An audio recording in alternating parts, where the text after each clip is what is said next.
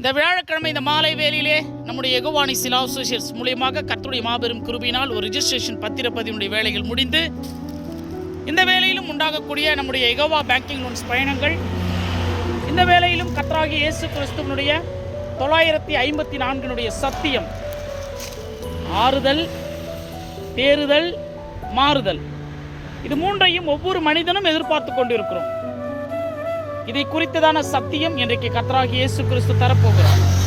ஒரு ஆற்றுதல், ஒரு ஆறுதல் என்று சொன்னால் அது வாழ்க்கையில ரொம்ப மனம் கசந்து நொந்து அழுது கொண்டு இருக்கிறாங்கல்ல, அவங்களுக்கு தான் அந்த ஆறுதலை தர முடியும். சிலர் என்ன பண்ணுவோம்னா, மனுஷனுடைய கால்களில் விழுவோம். மனுஷனுடைய கால்களில் விழுத்தினா நம்மளுடைய கஷ்ட நஷ்டங்களை சொல்லி அவங்க கிட்ட அழுவோம். ஆனால் அது கூடாத ஒரு செயல். மனிதனுடைய கால்களில் விழாதிருப்போமாக நம் கர்த்தருடைய கால்களில் விழுவோம் என்று சொல்லி வேதாகமம் நமக்கு கற்றுக் கொடுக்கிறது. கடவுள்கிட்ட நம்ம கஷ்டத்தை சொல்லணுங்க. மனிதர்கள்கிட்ட சொல்றதுனால அதே காலகட்டத்தில் அவங்க நம்ம ஏளனமாகவும் பார்க்கக்கூடிய ஒரு காரியம் ஏற்படும்.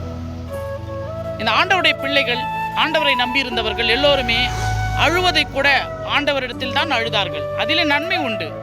ஏசாயா 30:19 சொல்லுகிறார், இனி அழுது கொண்டிராய், உன் கூப்பிடுதலின் சத்தத்தை நான் கேட்டு உனக்கு மறு உத்தரவு கொடுப்பேன்.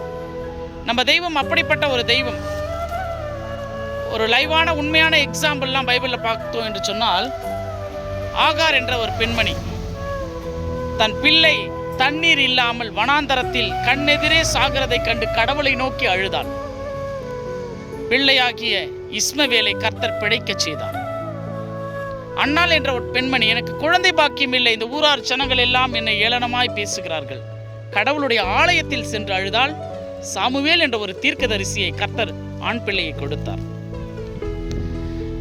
இந்த பூமியிலே எசக்கியா ராஜா என்பவர் தன்னுடைய வாழ்நாள் முடிந்து விட்டது, நான் மரித்து போகிறேன் என்ற கடவுளுடைய வார்த்தை வந்த பிறகு சுவர் பக்கமாய் ஒரு அறையிலே திரும்பிக் கொண்டு மனம் கசந்து அழுந்தார்.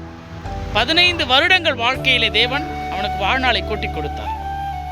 நாயனூர் ஊரிலே ஒரு விதவை தாய் ஒரே மகனை பறிகொடுத்து பாடையில் சுமந்து கொண்டு அந்த பாடை போகும்பொழுது கர்த்தராகிய இயேசு கிறிஸ்து எதிரே வந்து பாடையை தொட்டு அந்த மரித்த வாலிபனை உயிரோடு எழுப்பி அந்த விதவை தாயினிடத்தில் கொடுத்தார்.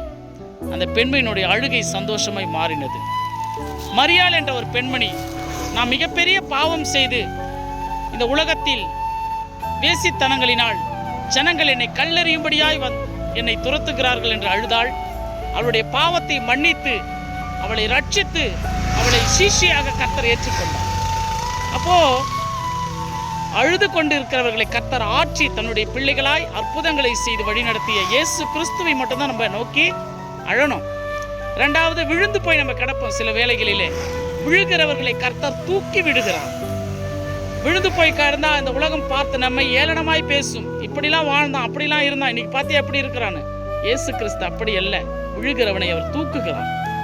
அதுதான் யோபு புஸ்தகத்தில் ஒரு வார்த்தை வரும், விழுகிறவனை கர்த்தருடைய வார்த்தை தூக்கும். இப்ப நாங்களாம் தேவனுடைய வார்த்தையினால தான் பல முறை விழுந்தாலும் கர்த்தரை நம்பி இந்த உலகத்தில் ஜெயமோடு இன்றைய நொடிகள் வரையிலும் நிர்மூலமாகாமல் வெட்கப்பட்டு போகாமல் நிலை நிற்கிறோம். சங்கீதக்காரன் தாவீது சொல்லுகிறார், நான் விழுந்தாலும் தள்ளுண்டு போவதில்லை. சில வேளைகளில் விழுந்து போயிட்டா மாதிரி தான் தெரியும், தேவன் நம்மை தள்ளுண்டு போக விட மாட்டான். ஏன்னா நீதிமான் 7 தரம் விழுந்தாலும் மீண்டுமாக எழுந்திருப்பான். நாங்களாம் நீதிமான் இல்லை, ஆனாலும் எங்களை எதனால தான் தேவன் மறுபடியும் எழுந்திருக்க செய்கிறார் என்று சொன்னால் அவருடைய மாபெரும் கிருபை பிச்சை.